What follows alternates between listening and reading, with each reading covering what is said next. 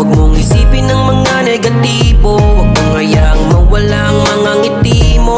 Chill ka lang palagi at maging positibo, basta gawin mo lang yung mga bagay na di mo ikakapangamak. Laging magpasalamat, gawin mo yan dapat kung anong nararapat. Lagi mong itatatak sa isip mo, gawin mo lang ng gawin mga hilig mo. Gawin mo lang ng gawin mga hilig mo, huwag mo na lang pansinin ang nasa paligid mo.